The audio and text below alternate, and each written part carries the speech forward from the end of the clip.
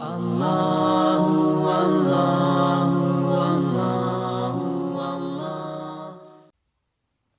الغاشیہ مکی صورت ہے۔ ہجرت سے پہلے اس کا نزول ہوا۔ قرآن پاک کی ترتیب کے اعتبار سے اس کا نمبر 88 ہے۔ قرآن پاک نازل ہونے کے اعتبار سے اس کا نمبر 68 ہے۔ اس میں 26 آیتیں ہیں اور 1 رکوع ہے۔ اس سورہ مبارکہ میں 92 کلمات ہیں اور 381 حروف ہیں۔ غاشیہ کے معنی ہے چھا جانے والی۔ اس سورہ مبارکہ میں قیامت کا ذکر ہے۔ یہ ایک ایسی مصیبت ہے جو سب پر چھا جائے گی۔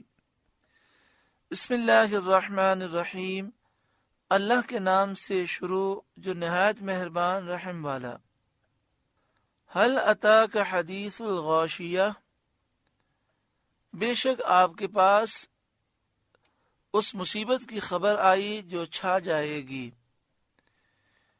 یعنی اے سید عالم صلی اللہ علیہ وآلہ وسلم، آپ پر اس مصیبت کی خبر آئی جو مخلوق پر چھا جائے گی۔ مراد اس سے قیامت ہے، جس کی شدتیں اور جس کی ہولناکی ہر چیز پر چھا جائے گی۔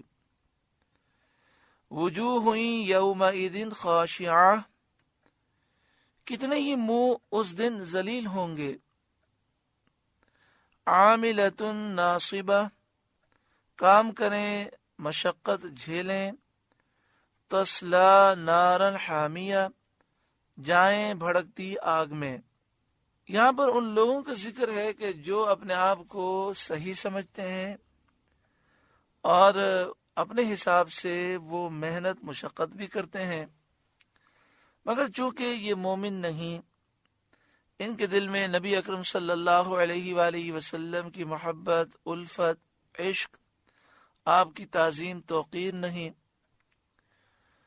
یہ اپنے آپ کو یہ سمجھتے ہیں کہ ہم حق پر ہیں، لیکن ان کے عقیدے خراب ہیں، جس کی وجہ سے ان کی محنت، مشقتیں جو بظاہر یا اپنے طور پر عبادت سمجھ کے کرتے ہیں، وہ سب بیکار جائیں گی اور وہ جہنم میں جائیں گے۔ عاملۃن، عمل وہ کریں گے، ناصبۃن، مشقتیں برداشت کریں گے، تصلی نارا حامیہ، مگر جائیں گے بھڑکتی آگ میں۔ حضرت عبداللہ بن عباس رضی اللہ تعالی عنہما نے فرمایا، اس سے وہ لوگ مراد ہیں جو دین اسلام پر نہ تھے، بت پرست تھے، یا کتابی کافر مثل راہبوں اور پجاریوں کے۔ اس کو مزید سمجھنے کے لیے اس طرح سمجھیں، جیسے مثال کے طور پر آج موجودہ دور کے یہودی ہیں، عیسائی ہیں، ہندو ہیں اور مختلف قسم کے کافر ہیں، مشرک ہیں، دہریے ہیں، وہ اپنے آپ کو حق پر سمجھتے ہیں، محنت بھی کرتے ہیں، مشقتیں بھی اٹھاتے ہیں۔ بہت سارے یہودی، عیسائی وہ اپنے باطل مذہب کے مطابق وہ پوجا پاٹ بھی کرتے ہیں، اپنے حساب سے مجاہدہ بھی کرتے ہیں، لیکن وہ مجاہدہ نہیں ہے۔ اسی طرح بہت سارے وہ نیک کام بھی کرتے ہیں، غریبوں کی مدد بھی کرتے ہیں، لیکن جب عقیدہ درست نہیں، ایمان نہیں، تو یہ ساری محنتیں بیکار ہیں۔ اسی طرح آپ ان لوگوں کو دیکھیں جو بظاہر کلمہ پڑھتے ہیں لیکن ان کا عقیدہ خراب ہے۔ مثلا قادیانی، مرزائی، جو اپنے آپ کو احمدی کہتے ہیں، اور مرزا غلام قادیانی کو وہ نبی مانتے ہیں، حالانکہ وہ جھوٹا ہے، مردود ہے، اس کا نبوت سے کوئی تعلق نہیں، کیونکہ نبی اکرم صلی اللہ علیہ وآلہ وسلم کے بعد کوئی نیا نبی نہیں آ سکتا۔ عیسیٰ علیہ السلام تشریف ضرور لائیں گے، لیکن وہ نئے نبی نہیں ہیں۔ تو اب قادیانیوں میں ایسے بہت سارے لوگ ہیں جو تہجد بھی پڑھتے ہیں، اشراق بھی پڑھتے ہیں، چاش بھی پڑھتے ہیں، اوابین بھی پڑھتے ہیں، قرآن پاک کی کثرت سے تلاوت بھی کرتے ہیں، ہر وقت وہ درود شریف بھی پڑھتے ہیں، لیکن جب وہ نبی اکرم صلی اللہ علیہ وآلہ وسلم کو آخری نبی نہیں مانتے تو یہ کافر ہیں، مردود ہیں، جہنمی ہیں۔ اب یہ تو اپنے حساب سے سمجھ رہے ہیں کہ ہم جنت میں جائیں گے، لیکن جب مریں گے تو انہیں احساس ہوگا کہ ساری محنتیں بیکار گئیں۔ اسی طرح وہ بدعقیدہ بد مذہب کہ جو مسلمانوں پر شرک کے الزام لگاتے ہیں، تو جو کسی مسلمان کو مشرک کہے وہ خود کافر ہو جاتا ہے، جو کسی مسلمان کو بدعتی کہے وہ خود گمراہ ہے۔ تو یہ مسلمانوں کو جو اہل سنت ہیں، جو اہل حق ہیں، جو میلاد شریف مناتے ہیں، کھڑے ہو کر صلاۃ و سلام پڑھتے ہیں، اللہ کے ولیوں سے عقیدت رکھتے ہیں، ان کو یہ لوگ کافر کہتے ہیں، مشرک کہتے ہیں، بدعتی کہتے ہیں۔ تو یہ خود دائرہ اسلام سے خارج ہوئے۔ اب بظاہر یہ تبلیغ پہ بھی جا رہے ہیں، بظاہر انہوں نے مدرسے بھی بنائے ہیں، بظاہر قرآن پاک کی تلاوت بھی کر رہے ہیں، لیکن جب وہ مریں گے تو انہیں احساس ہوگا کہ عقیدہ غلط ہونے کی وجہ سے ہم برباد ہو گئے۔ تو ایسے لوگوں کے متعلق ارشاد فرمایا عاملۃ ناصبہ، محنتیں کریں، کام کریں، مشقت جھیلیں، تسلا نارا حامیہ، جائیں بھڑکتی آگ میں، تسقا من عین آنیہ، نہایت جلتے چشمے کا پانی پلائے جائیں گے۔ انہیں ایسا پانی پلایا جائے گا جو انتہائی کھولتا ہوا پانی ہوگا۔ لیس لہم طعام الا من ضریع، ان کے لیے کچھ کھانا نہیں مگر آگ کے کانٹے، ضریع جہنم کے کانٹے ہیں۔ عذاب طرح طرح کا ہوگا، اور جو لوگ عذاب دیے جائیں گے ان کے بہت طبقے ہوں گے۔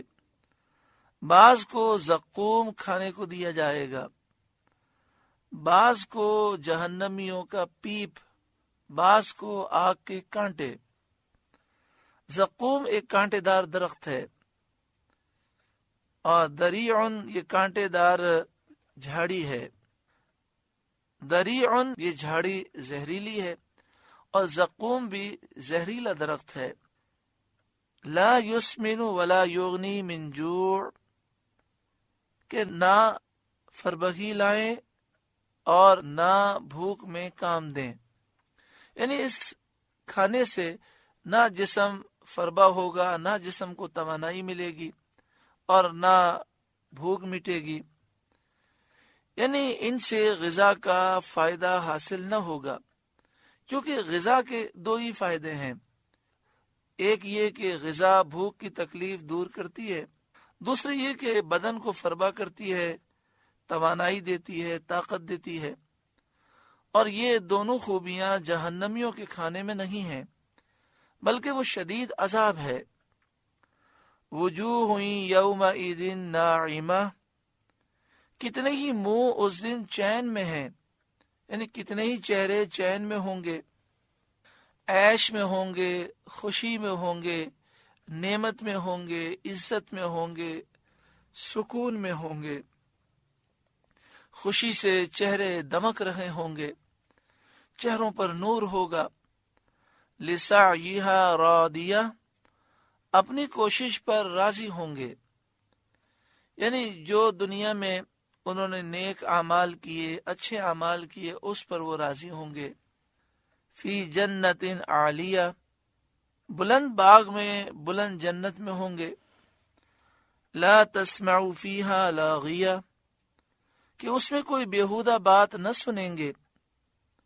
دنیا میں لڑائی جھگڑے یہ سب معاملات ہیں، لیکن جنت میں نہ کوئی لڑائی ہے، نہ جھگڑا ہے، نہ نفرتیں ہیں، نہ بغض ہے، محبت ہی محبت، سکون ہی سکون ہوگا۔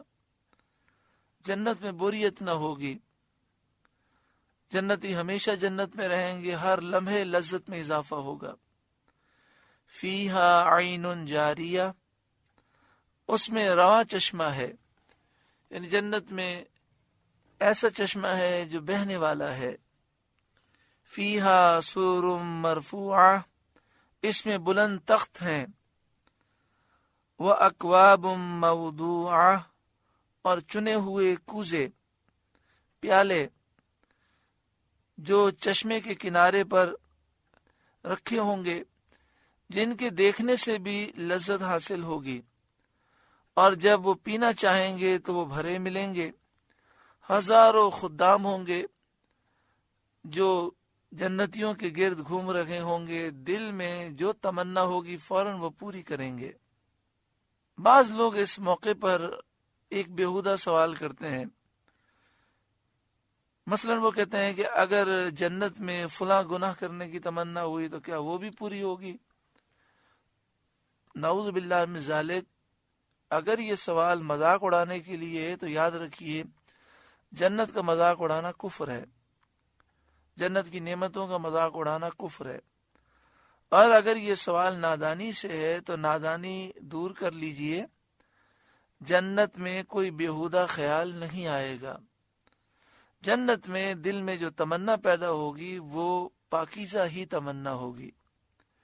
وَنَمَارِقُ مَصْفُوفَةٌ، اور برابر برابر بچھے ہوئے قالین، وَزَرَابِيُّ مَبْثُوثَةٌ، اور پھیلی ہوئی چاندنیاں۔ اس صورت میں جنت کی نعمتوں کا ذکر سن کر کفار نے تعجب کیا اور جھٹلایا کہ ایسی جنت کیسے ہو سکتی ہے؟ تو اللہ تعالیٰ انہیں اپنے عجائب صنعت میں نظر کرنے کی ہدایت فرماتا ہے۔ اگلی آیات میں یہ حکم دیا گیا کہ اللہ تعالیٰ نے جو چیزیں پیدا کی اس میں غور کرو، تاکہ وہ سمجھیں جس قادر حکیم نے دنیا میں ایسی عجیب و غریب چیزیں پیدا کی ہیں، اس کی قدرت سے جنتی نعمتوں کا پیدا فرمانا کسی طرح قابل تعجب اور لائق انکار ہو سکتا ہے؟ یعنی یہ تعجب کی بات ہی نہیں ہے، اس کا انکار ہی نہیں ہو سکتا۔ اللہ ہر چاہت پر قادر ہے۔ چنانچہ ارشاد فرماتا ہے، افلا ينظرون الى الابل كيف خلقت، تو کیا اونٹ کو نہیں دیکھتے کیسا بنایا گیا؟ قرآن مجید فرقان حمید نے ہمیں اونٹ کے متعلق غور و فکر کرنے کا حکم دیا۔ یقیناً اونٹ میں ایسے عجائب ہوں گے کہ جب ہم غور و فکر کریں گے تو اونٹ کو دیکھ کر اللہ کی قدرت اور شان ہمیں سمجھ میں آئے گی۔ اونٹ میں ایک فطرت یہ ہے کہ اونٹ ریگستانی جہاز ہے، یعنی ریگستان میں جہاں پر انسان، کاریں سب بے بسی کا اظہار کرتی ہیں، انسان چل نہیں سکتا، کاریں نہیں چل سکتی، وہاں اونٹ چلتا ہے۔ جب ریگستان میں طوفان آتا ہے تو اونٹ اپنے پاؤں ریت میں ڈال کر مضبوطی سے کھڑا ہو جاتا ہے، اور لوگ اپنی جان بچانے کے لیے اونٹ کے سائے میں کھڑے رہتے ہیں۔ اللہ تبارک و تعالی نے اونٹ کو لمبے پاؤں دیے، لمبی گردن دی، تو جب یہ ریگستانوں سے گزرتا ہے، یہ جنگلوں سے گزرتا ہے، تو چھوٹے جانور تو پودوں کو کھا چکے ہوتے ہیں، لیکن چونکہ اونٹ کا قد لمبا ہے اور عام جانوروں کا قد اتنا لمبا نہیں ہوتا، تو درختوں کے اوپر کے حصے کے پتے اونٹ کے لیے باقی ہوتے ہیں۔ اونٹ کئی مہینوں تک بھوکا اور پیاسا رہ سکتا ہے، اس کا ایسا نظام ہے۔ اس کے علاوہ بھی بے شمار قدرت کے نظارے ہیں اونٹ کے اندر۔ اونٹ کا گوشت اور اونٹنی کا دودھ جو استعمال کرے وہ کینسر سے محفوظ رہتا ہے، ہڈیوں کے درد سے، جوڑوں کے درد سے محفوظ رہتا ہے۔ آج دیکھیں ہمارے ملک پاکستان میں نہ اونٹ کا گوشت کھایا جاتا ہے، نہ اونٹنی کا دودھ پیا جاتا ہے۔ تو ہر آدمی جس کی عمر 40 سال سے اوپر ہوتی ہے، گھٹنوں میں درد، ہڈیوں میں درد، جوڑوں میں درد۔ لیکن ہم نے عرب کے لوگوں کو دیکھا 80 سال کے ایسے افراد جن کا وزن بھی بہت زیادہ ہوتا ہے، لیکن ان کے جسم کی ہڈیوں میں درد نہیں ہوتا، بلکہ اونٹ کے دودھ کے اندر اللہ تعالیٰ نے وہ کیمیکل رکھے ہیں کہ جسم کی کئی بیماریوں کو وہ دور کر دیتے ہیں۔ افلا ينظرون الى الابل كيف خلقت، تو کیا اونٹ کو نہیں دیکھتے کیسا بنایا گیا؟ وَإِلَى السَّمَاءِ كَيْفَ رُفِعَتْ، اور آسمان کو کیسا اونچا کیا گیا بغیر کسی ستون کے، پلر کے۔ وَإِلَى الْجِبَالِ كَيْفَ نُصِبَتْ، اور پہاڑوں کو کیسے قائم کیے گئے؟ کیا وہ پہاڑوں میں غور نہیں کرتے؟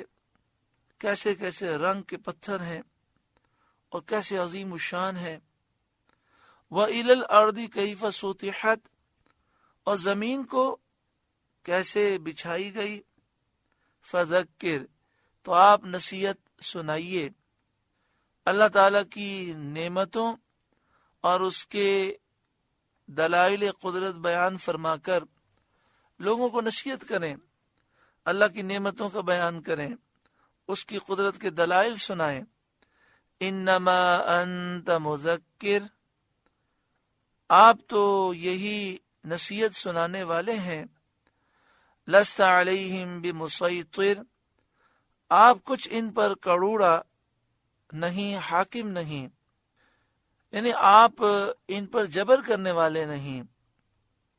صد الافاضل مولانا نعیم الدین مراد آبادی علیہ رحمہ لکھتے ہیں، هذه الآیۃ نسخت بآیۃ القتال، یہ حکم اس وقت تھا جب جہاد کا حکم نہیں آیا تھا، جب جہاد کا حکم آیا تو اس آیت کا حکم منسوخ ہو گیا۔ الا من تولی وکفر، ہاں جو منہ پھیرے اور کفر کرے، جو ایمان لانے سے منہ پھیر لے اور نصیحت کے بعد بھی کفر کرے، فَيُعَذِّبُهُ اللَّهُ الْعَذَابَ الْأَكْبَرَ، تو اسے اللہ بڑا عذاب دے گا، یعنی اللہ آخرت میں بڑا عذاب دے گا کہ اسے جہنم میں داخل کرے گا۔ إِنَّ إِلَيْنَا إِيَابَهُمْ، بے شک ہماری ہی طرف ان کا پھرنا ہے، مرنے کے بعد سب ہماری ہی طرف آئیں گے۔ ثم ان علینا حسابہم، پھر بے شک ہماری ہی طرف ان کا حساب ہے، پھر بے شک ہم ہی ان کا حساب لیں گے۔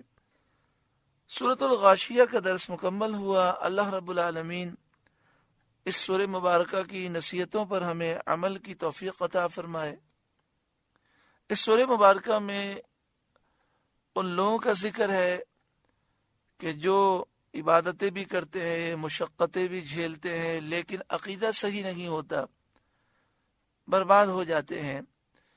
اللہ تعالیٰ کا ہم شکر ادا کرتے ہیں کہ اللہ تعالیٰ نے ہمیں درست و صحیح عقیدہ عطا فرمایا۔ ہم سارے نبیوں سے پیار کرتے ہیں، سارے صحابہ اور اہل بیت سے پیار کرتے ہیں۔ ہم اللہ کے ولیوں اور نبیوں اور خصوصاً نبی اکرم صلی اللہ علیہ وآلہ وسلم کی اس طاقت کو تسلیم کرتے ہیں جو اللہ تعالیٰ نے عطا فرمائی، ان کی شان عظمت کو مانتے ہیں۔ الحمدللہ اللہ تعالیٰ ہمیں اسی درست عقیدے پر ثابت قدمی عطا فرمائے اور تمام بدعقیدہ لوگوں سے ہمیں، ہماری اولاد و نسلوں کو محفوظ فرمائے۔ آمین بجاہ سید المرسلین صلی اللہ علیہ وآلہ وسلم۔